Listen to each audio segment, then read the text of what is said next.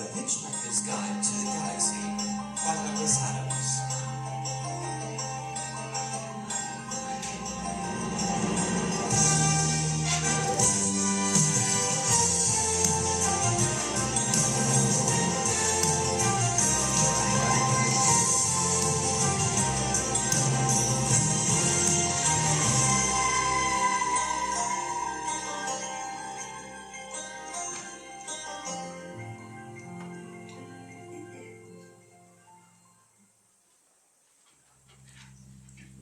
Far out in the uncharted backwaters at the unfathomable end of the western spiral arm of the galaxy lies a small, unregarded yellow sun.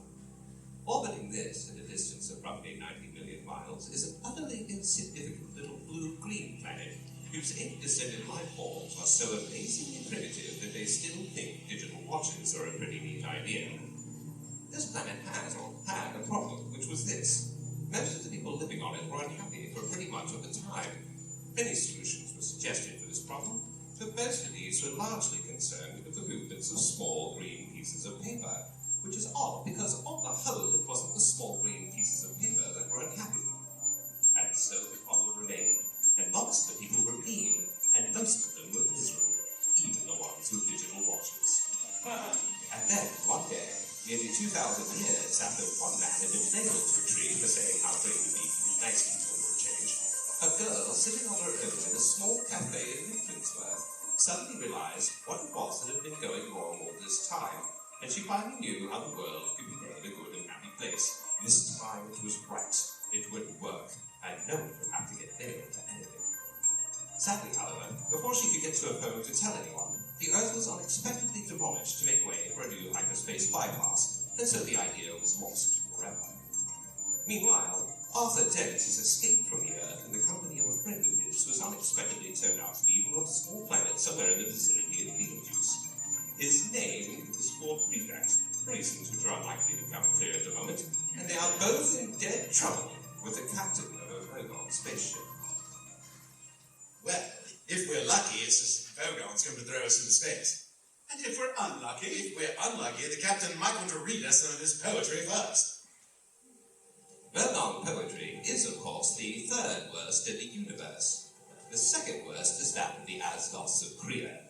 During a recitation by the poet-master Granthos the Flatulent of his poem Ode to a Small Lump of Green Putty I Found in My Armpit One Midsummer Morning, 4 of his audience died of internal hemorrhaging, and the president of the Mid-Galactic Arts Noveling Council survived by gnawing one of his own legs off. Granthos is reported to have been disappointed by the poem's reception, and was about to embark on a reading of his 12-book epic entitled My Favorite Part-Time Gurgles when his own major intestine, in a desperate attempt to save humanity, leapt straight up through his neck and throttled his brain. The very worst poetry of all perished along with its creator, Paula Nancy Millstone Jennings of Greenbridge, in the destruction of the planet Earth. Vogon poetry is mild by comparison, and when the Vogon captain began to read, it provoked this reaction from Ford Prefect. And this from Arthur Dent.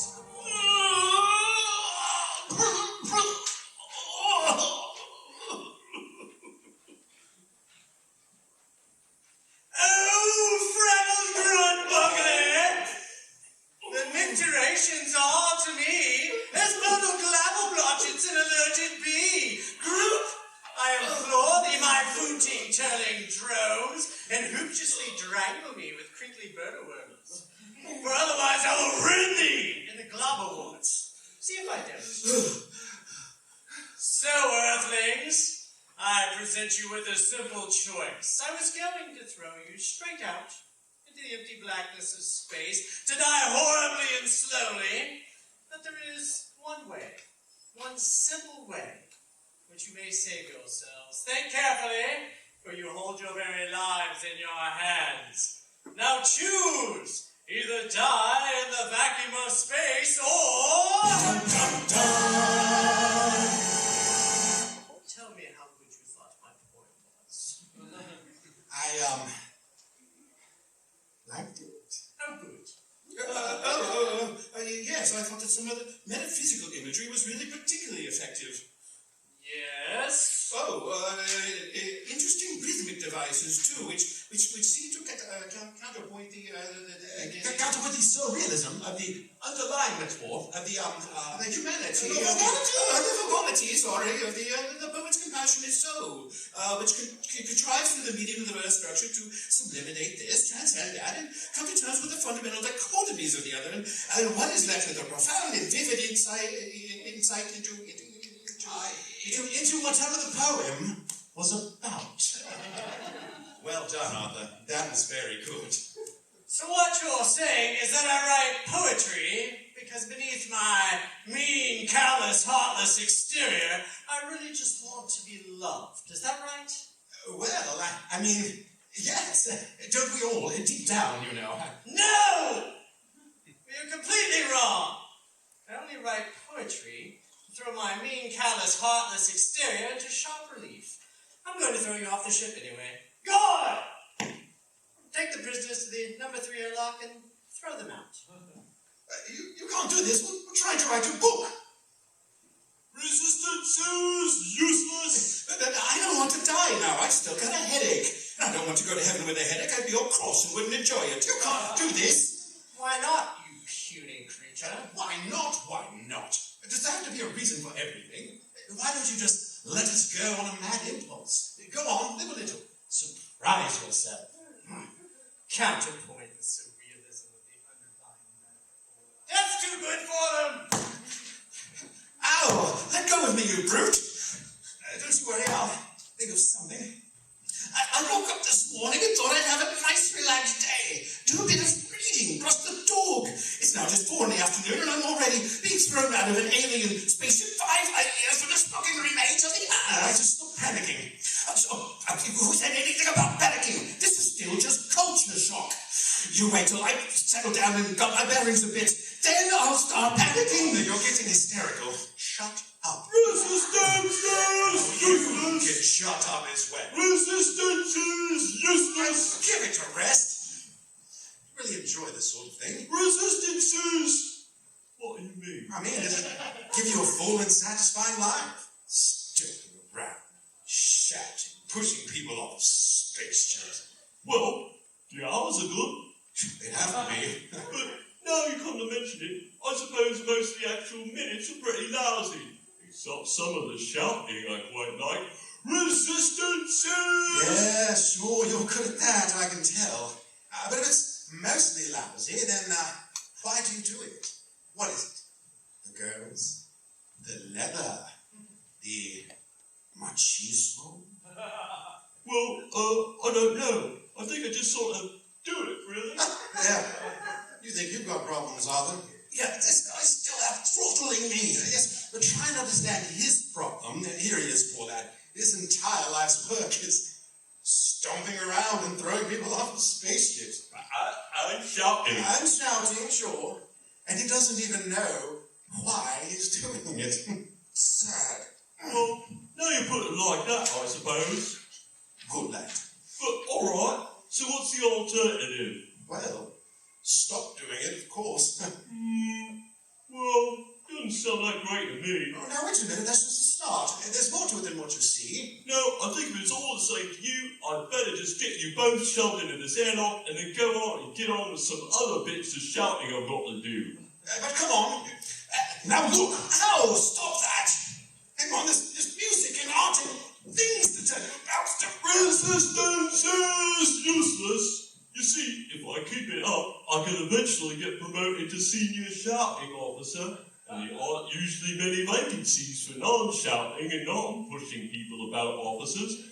So I think I'd better stick to what I know. Thanks for taking an interest. Bye now. Stop! Don't do it! No, wait, there's a whole world you don't know anything about. Here, listen. How about this? Dun dun dun dun. Doesn't that stir anything in you? Boy, I'll mention what you said to my aunt. Potentially, bright lad, I thought. We're trapped now, aren't we? Yes, we're trapped. Well, didn't you think of anything? Yes, but unfortunately it rather involved being on the other side of the airtight hatchway they've just seen behind us. What happens next? Well, the hatchway in front of us will open automatically in a moment and we'll be shot out into deep space. So let us asphyxiate. In about 30 seconds. So this is it? We're going to die? Yes. Except, no. Wait a minute. What's this switch? Where? That was only fooling. We are going to die after all. You know, it's at times like this when I'm trapped in a Vogon airlock with a man from Beetlejuice and about to die of asphyxiation in deep space that I really wish I'd listened to what my mother told me when I was young. Why? What did she tell you? I don't know. I didn't listen. Terrific.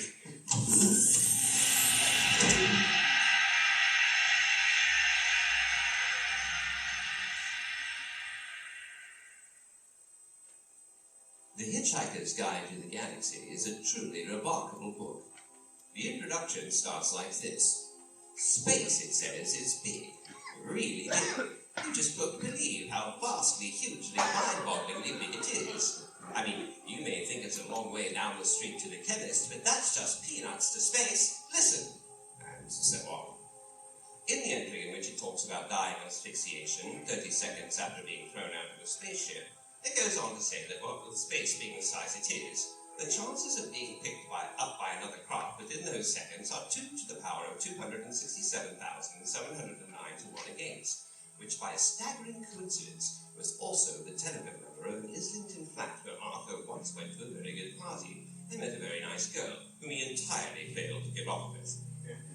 Though the planet Earth, the Islington flat, and the telephone have all now been demolished, it is comforting to reflect that they are all some small way commemorated by the fact that 29 seconds later, Ford and Arthur were in fact rescued.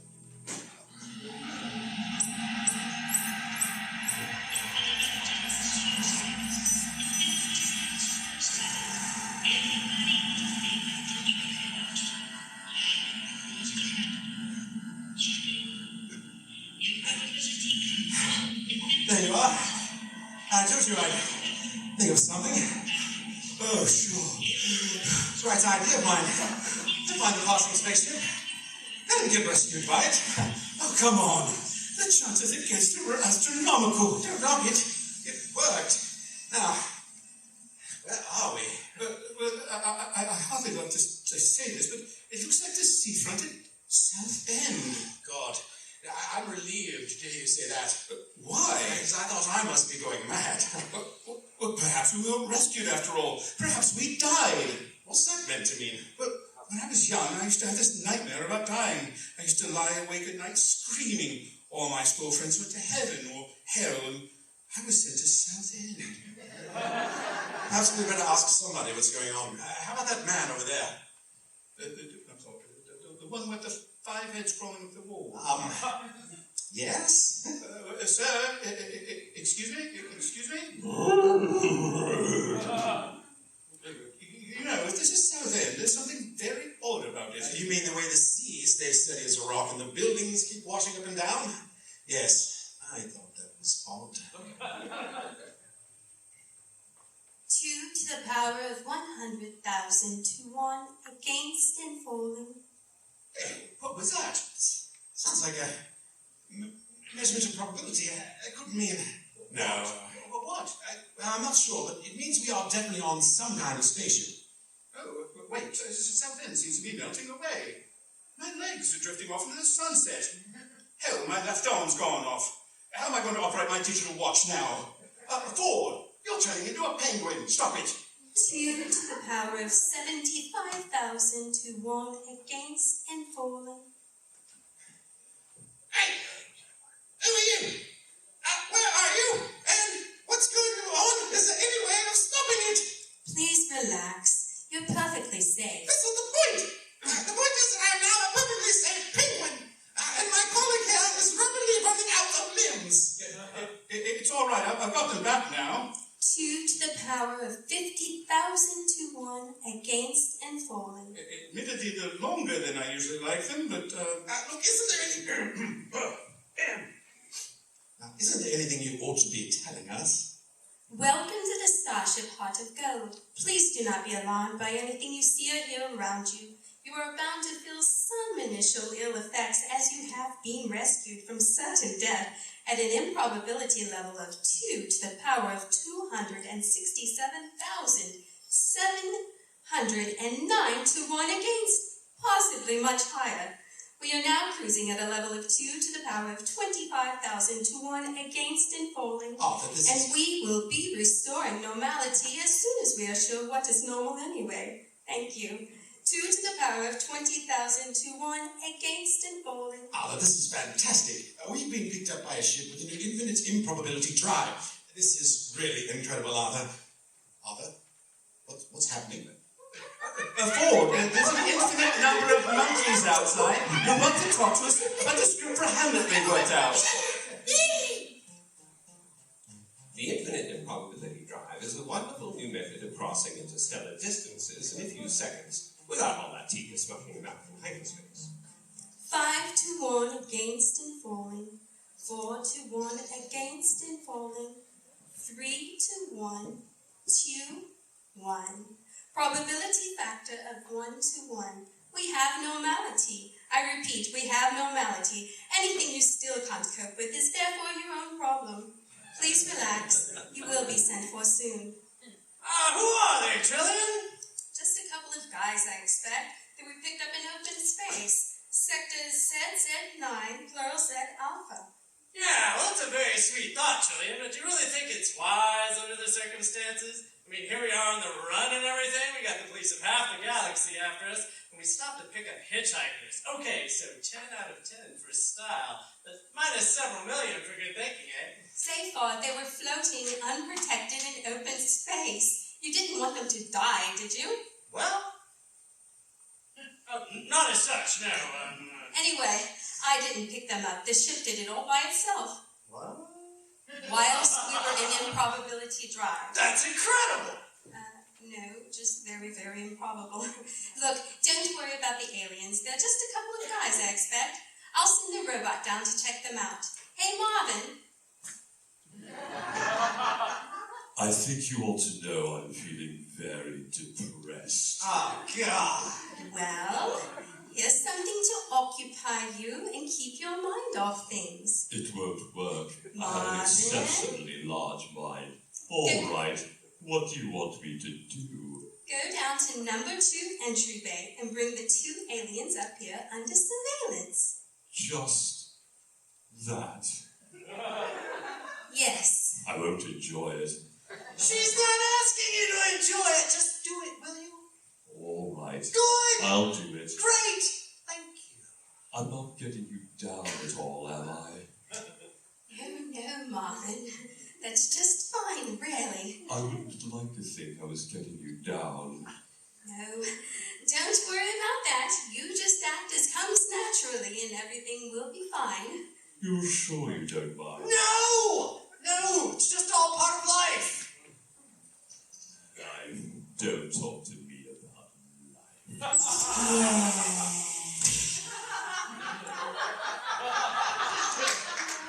I don't think I can stand that robot much longer, Zaphod. The Encyclopedia Galactica defines a robot as a mechanical apparatus designed to do the work of a man. The marketing division of the Sirius Cybernetics Corporation defines a robot as Your elastic pal, who's fun to be with. I think this shit is brand new, Arthur. How can you tell? You got some exotic devices for measuring the age of metal? No, I just found the sales brochure lying on the floor. The universe can be yours. And look, I was right. Sensational new breakthrough in improbability physics. As the ship's drive reaches infinite improbability, it passes through every conceivable point in every conceivable universe almost simultaneously. You select your own re-entry point, be the envy of other major governments. This is big league stuff. Well, it does look a hell of a lot better than that dingy Vogon ship. This is my idea of a spaceship, all gleaming white, flashing lights, everything. What happens if I press this button? I wouldn't. Oh. What happened? A sign lit up saying, please do not press this button again. They make a big thing with the ship's cybernetics. A new generation of Sirius Cybernetics Corporation robots and computers with a new GPP feature. GPP? What's that? It says genuine people personalities. Sounds ghastly. Yeah? It is. What?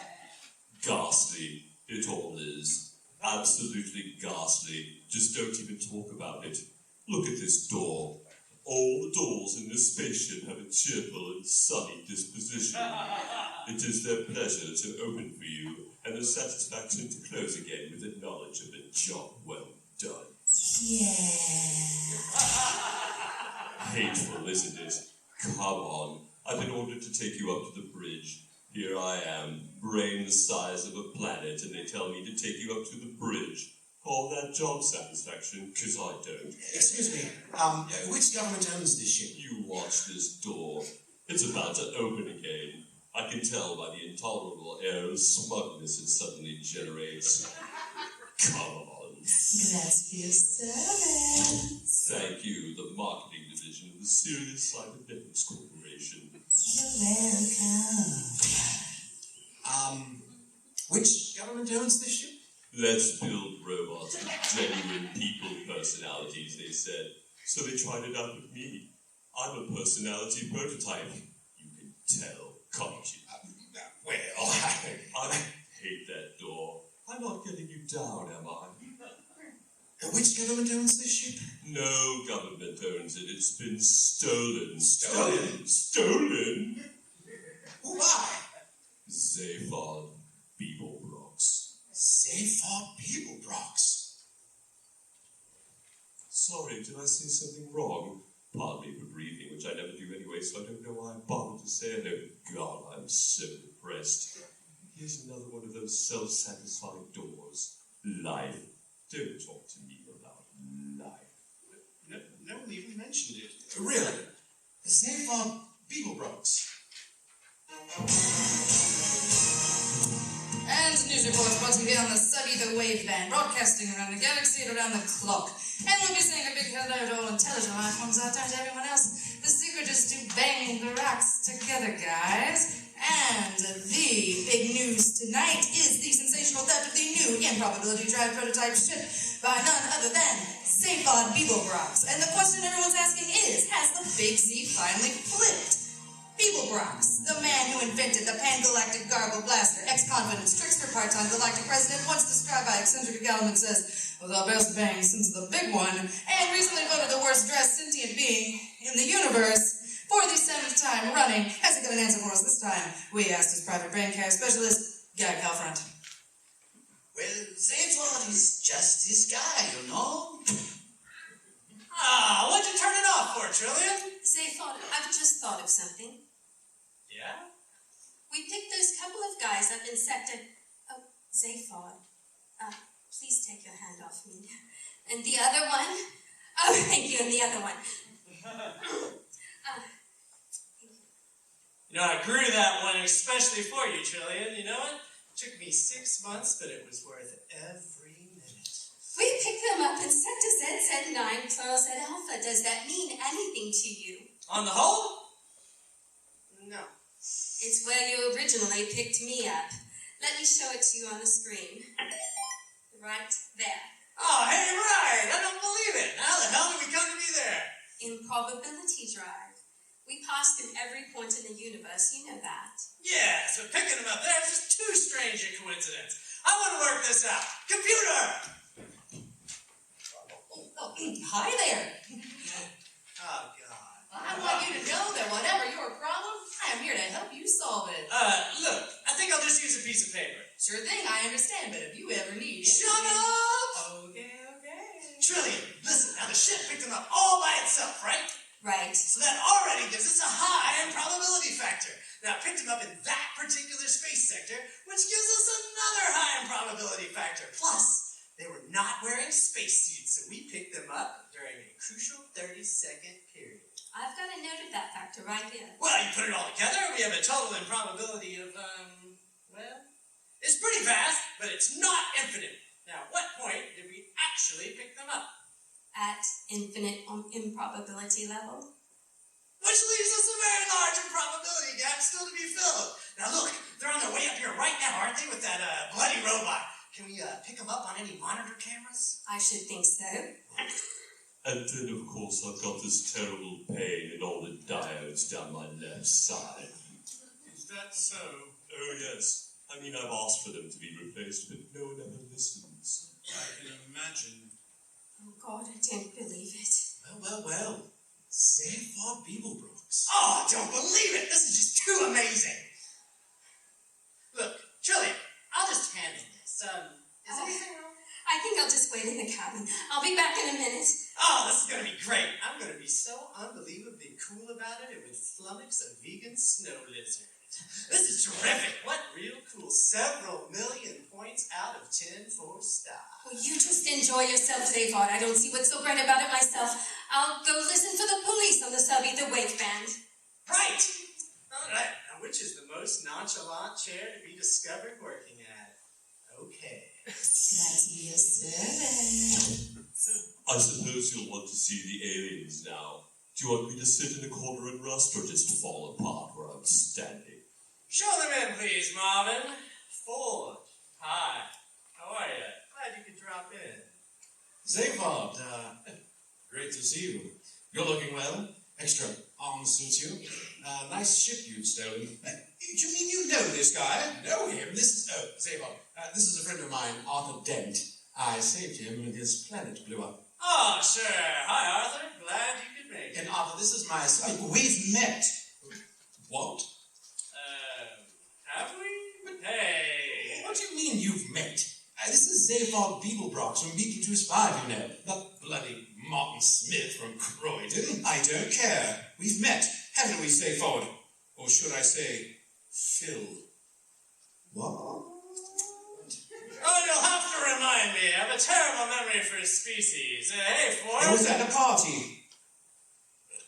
I rather doubt it. Cool it, will you, Arthur? A party 6 months ago.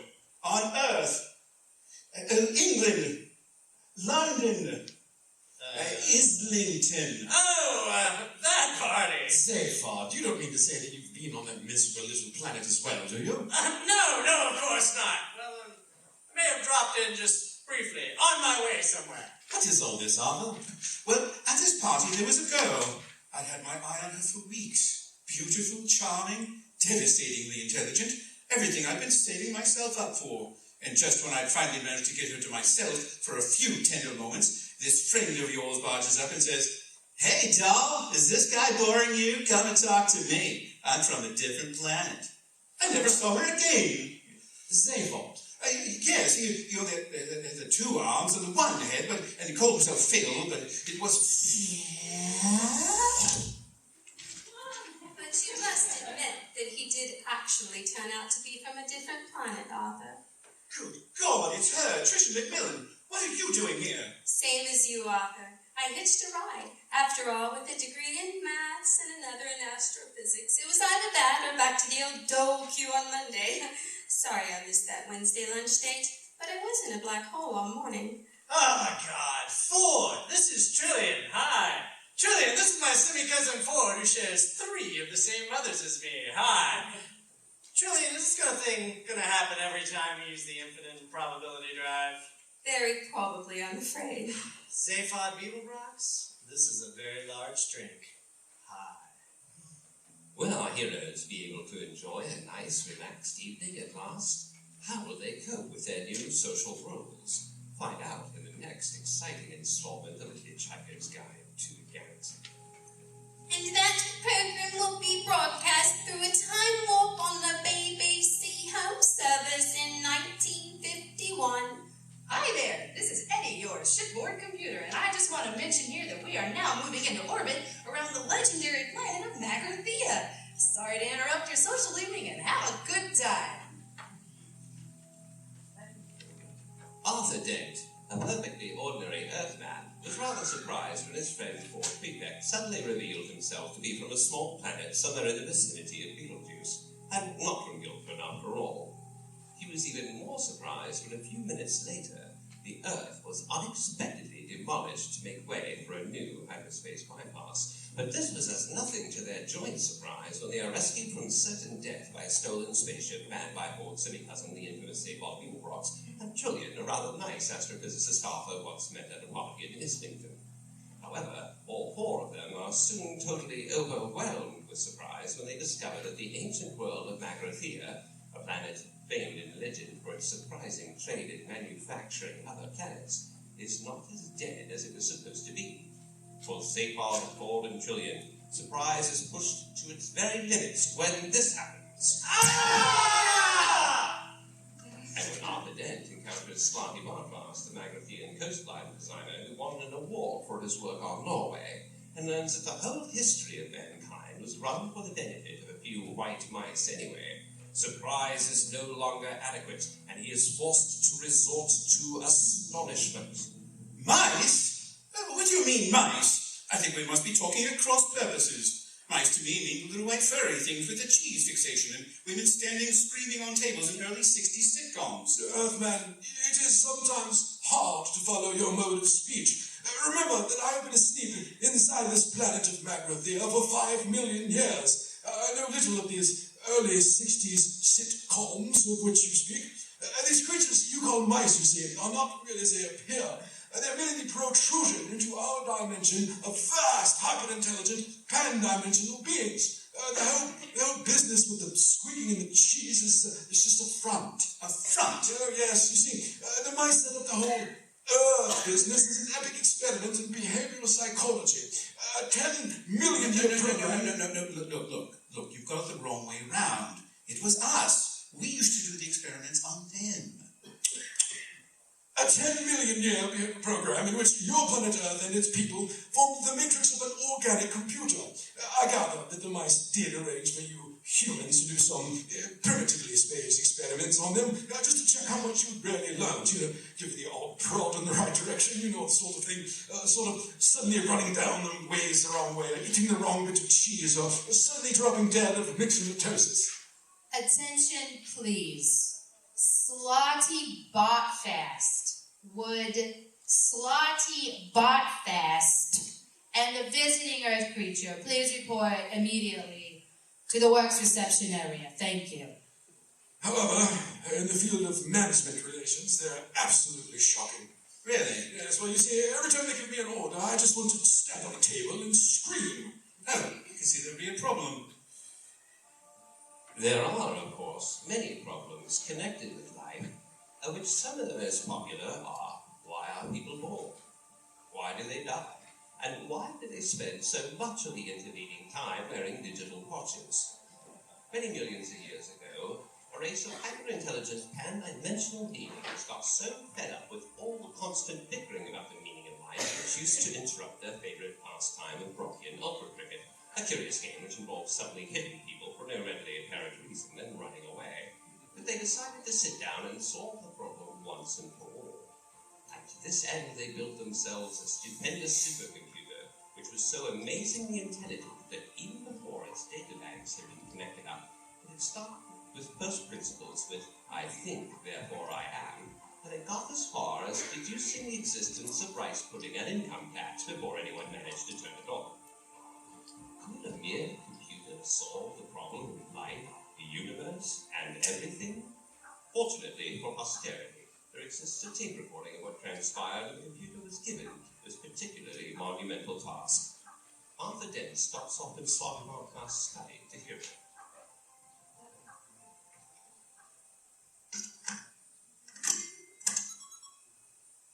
What is this great task for which I, Deep Thought, the second greatest computer in the universe of time and space, have been called into existence? Your task. Oh, computer! Wait a minute, this isn't right. Deep Thought? Speak and I will hear. Are you not as we designed you to be, the greatest, most powerful computer in all of creation? I describe myself as the second greatest, and such I am. Oh, but this is preposterous. Are you not a greater computer than the Milliard Gargantua brain at Maxim Megalon, which can count all the atoms in a star in a millisecond? The Milliard Gargantua brain, a mere abacus. Mention it not. And are you not a greater analyst than the Googleplex star thinker in the seventh galaxy of light and ingenuity that can calculate the trajectory of every single dust particle for a 5-week Aldebaran sand blizzard? A 5-week sand blizzard? You ask this of me who has contemplated the very vectors of the atoms in the Big Bang itself? Molest me not with this pocket calculator stuff. And are you not a more fiendish disputant than the great hyperlobic omnicognate neutron wrangler that can The great hyperlobic omnicognate neutron wrangler can talk 4 legs off an Octuran megadonkey, but only I can persuade it to go for a walk afterwards. Then what's the problem? I speak of none but the computer that is to come after me. Oh, come on, I think this is getting needlessly messianic. You know nothing of future time, and yet, in my teeming circuitry, I can navigate the infinite delta streams of future probability and see that there must one day come a computer whose merest operational parameters I am not worthy to calculate, but which it will be my destiny eventually to design. Can we get on and ask the question? Speak. Oh, deep thought computer. The task we have designed you to perform is this. We want you to tell us the answer. The answer? The answer to what? Life. The universe. Everything. Tricky. But can you do it? Yes, I can do it. There is an answer. A simple answer. Yes, life, the universe, and everything.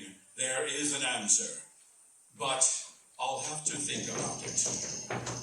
What's happening? We demanded mission. Come on, you can't keep us out. We demanded you come keep us out. What?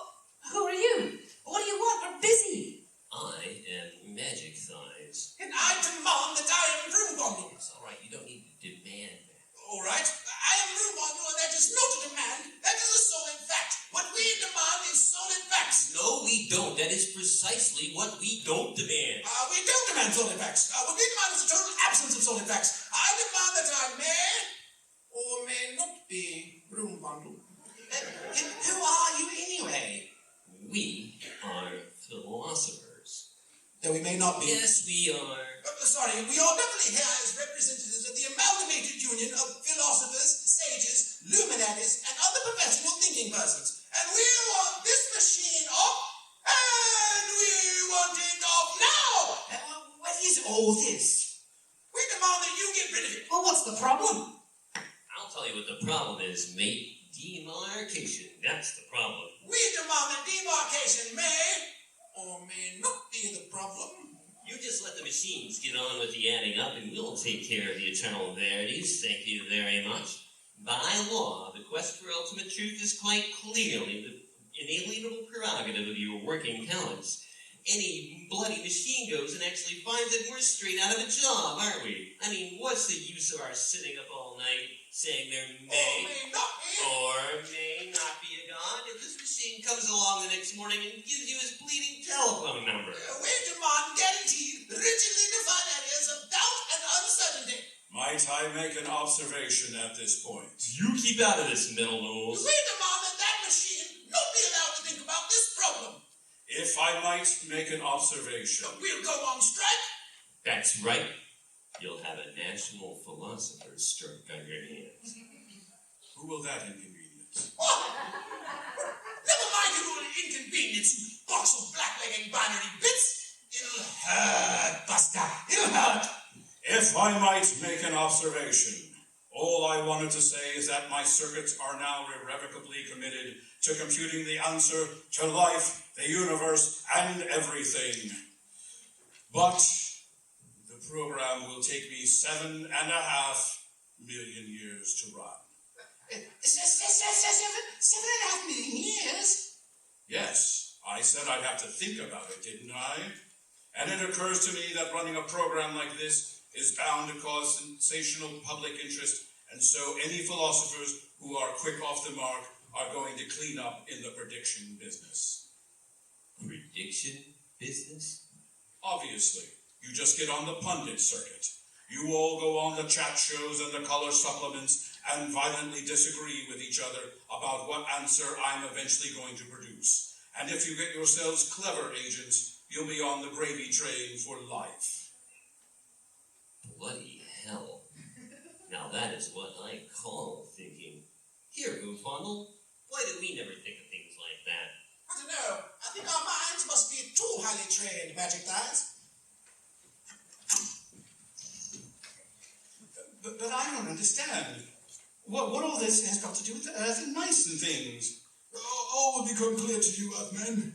Are you not anxious to hear what the computer had to say 7.5 million years later? Oh, well, yes, of course, quite. Here are the recording of the events of that fateful day.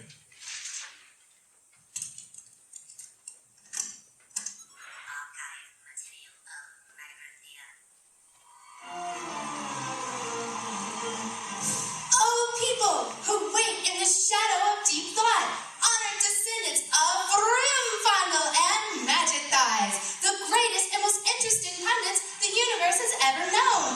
The time of waiting is over! 7.5 million years, our race has waited for this great and hopefully enlightening day. The day of the answer! Never again will we wake up in the morning and think, who am I? What is the purpose in life? Does it really cosmically speaking matter if I don't get up and go to work? For today we will finally learn, once and for all, the plain and simple answer to all those nagging little problems of life, the universe, and everything! From today on, we can enjoy our games of Roki and Ultra Cricket and the firm and secure knowledge that all those little problems of life are well and truly sorted out!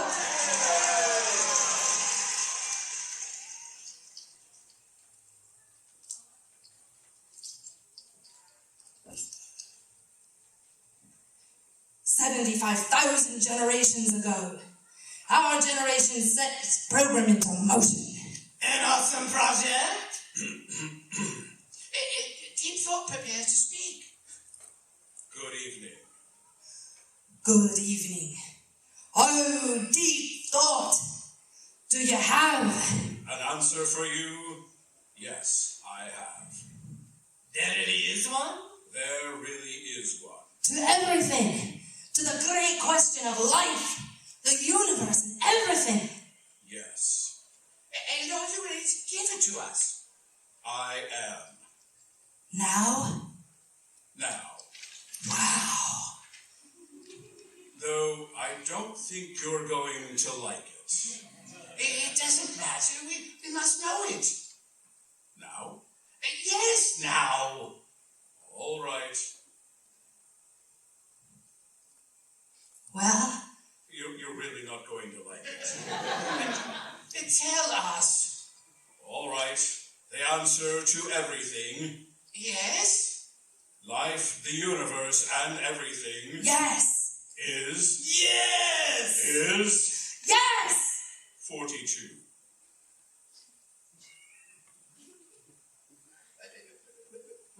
We're going to get lynched, you know that? It was a tough assignment. 42?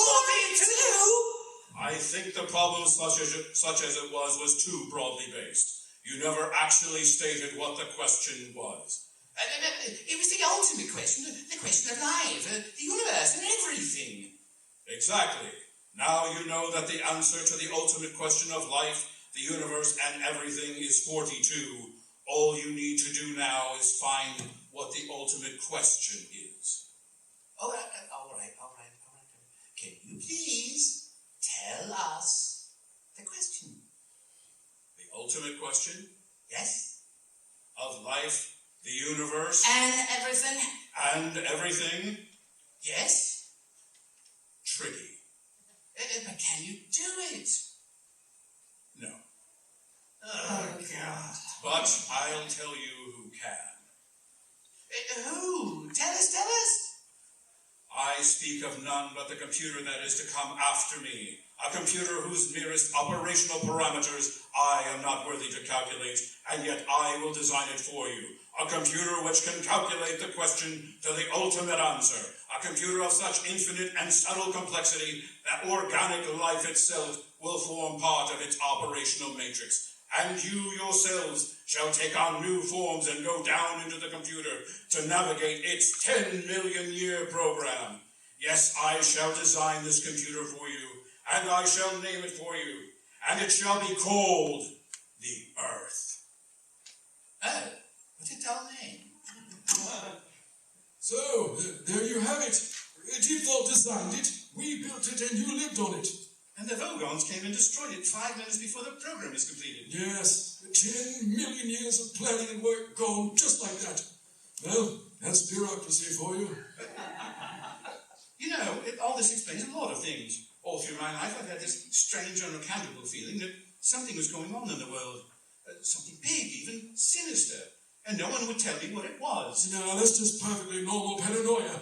Everyone in the universe has that. Well, perhaps that means somewhere outside the universe. Maybe, who cares? Perhaps I'm old and tired, but I always think that the chances of finding out what really is going on are so absurdly remote. The only thing one can do is say, hang the sense of it and keep yourself occupied. Look at me. I designed coastlines. I got an award for Norway. But where's the sense in that? None that I can see. I've been doing fjords all my life, and for a fleeting moment they become fashionable, and I get a major reward. In the replacement Earth we're building, they've given me Africa to do, and of course I'm doing it with all fjords again, because I happen to like them, and I'm old-fashioned enough to think they give a lovely Baroque feel to a continent. And they tell me it's not equatorial enough. What does it matter? Science has achieved some wonderful things, of course, but I'd far rather be happy than right any day. And are you? No, that's where it all falls down, of course. Oh, pity. It sounded like quite a good lifestyle otherwise. Attention, please. Slarty Bart Fest. Would Slarty Bart Fest and the visiting Earth creature please report immediately, repeat immediately to the works reception area. The mice aren't wanting to hang about in this dimension all day. Come on, I suppose we better go see what they want. You know, I seem to be having this tremendous difficulty with my lifestyle. As soon as I reach some kind of definite policy about what is my kind of music and my kind of restaurant and my kind of overdraft, people start blowing up my kind of planet and throwing me out of their kind of spaceships. It's so hard to build up anything coherent. I'm sorry, all this must sound rather fascist to you. Yes, I thought so. Oh, just forget I said it. Arthur, you're safe. Oh, am I? Good. Hi, Arthur. Come and join us. Oh, Ford, Trillian, say Ford, what happened to you? Well, our host here attacked us with a fantastic dismodulating anti-phase stun ray, and then invited us to this amazingly keen meal by way of making it up to us. Host? What host? I don't see any hosts. Welcome to lunch, Earth creature. What? Who said that? Oh, there's a mouse on the table. Oh, haven't you found out yet, Arthur? What? I see. I'm sorry, I just wasn't quite prepared for the full reality of it. Arthur, let me introduce you. This is Benji Mouse. Hi. And this is Frankie Mouse. Nice to meet you. It seems they have quite control of a large sector of the universe in our dimension. Oh, but aren't they these... Yes, they are the mice I took with me from the Earth. It seems our whole journey was stage managed from the beginning. Excuse me. Yes, thank you, Sparty Bartfast. You may go. What? Oh, very well. Thank you, sir. I'll just go and get on with some of my fjords then. In fact, that won't be necessary. We won't be requiring the new Earth after all. We've had this rather interesting proposition put to us. What? You can't mean that. I've got 1,000 glaciers poised and ready to roll over Africa. Well, perhaps you can take a quick skiing holiday before you dismantle it. Skiing holiday? Those glaciers are works of art. Elegantly sculptured contours, soaring pinnacles of ice, deep majestic ravines. It would be sacrilege to go skiing on high art. Thank you, Slarty Bartfast. That will be all. Yes, sir. Thank you very much, sir. Well, goodbye, Earthman, and hope the lifestyle comes together. Goodbye then. Sorry about the fjords. Now, to business. To business! I beg your pardon.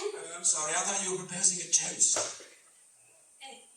Now, Earth creature, we have, as you know, been more or less running your planet for the last 10 million years in order to find this wretched thing called the ultimate question. Why? No, we already thought of that one. It doesn't fit the answer. Why 42? It doesn't work. No, I mean, why have you been doing it? Well, eventually, just habit, I think, to be brutally honest. And this is more or less the point.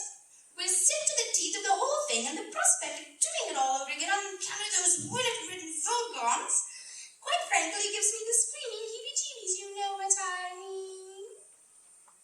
We've been offered a quite enormously fat contract to do the 5D TV chat show and lecture circuit, and I'm very much inclined to take it. Oh, I would, wouldn't you, Ford? Oh, yes, jump at it like a shot. I mean, yes, idealism, yes, the dignity of pure research, and yes, pursuit of truth in all its forms. But it comes a point, I'm afraid, you begin to suspect that if there's any real truth, it's that the entire multi-dimensional infinity of the universe is almost certainly being run by a bunch of maniacs. And if it comes to a choice between spending another 10 million years finding that out, and on the other hand, just taking your money and running, well, I could do with a little bit of exercise. But that's exactly the attitude those philosophers took. Does no one in this galaxy do anything other than appear on chat shows? The point is this. We are in a position to give you a very important commission. We still want to find the ultimate question because it gives us a lot of bargaining muscle on the 5D TV companies. So it's worth a lot of money. I mean, quite clearly, if we're sitting there looking very relaxed in the studio, mentioning we happen to know the answer to, and then eventually have to admit that it's 42, then I think the show's probably quite short. Yes, but doesn't that mean you've got to go through your whole 10 million year program again? We think there might be a shortcut. Your agent... That's me. Is it? Your agent has suggested that both you and the Earth Girl, as generational products of the computer matrix, are probably in an ideal position to find the question for us, and find it quickly. Go ahead and find it for us, and we'll make you a reasonably rich man. We're holding out for extremely rich. All right. Extremely rich. You drive a hard bargain, people Brooks. Emergency. Hostile ship has landed on planet. Intruders in the works reception area. Defense stations. Hells bells, what is it now? Say, Ford, are you thinking what I'm thinking? Police! Hell and back, dudes, we've got to get out! Police? Yeah, it's this wretched spacecraft we stolen. Yeah, I left them a note explaining how they could make a profit on the insurance claim, but it doesn't seem to have worked. Come on, then, let's move. Open, find us the question! Assuming our heroes survive this latest reversal in their fortunes, will they find somewhere reasonably interesting to go now? Will Arthur Dent or Trillian manage to find the question to the ultimate answer? Find out, if you can. The meaning of life has been brought to you by kind permission of the Amalgamated Union of Philosophy.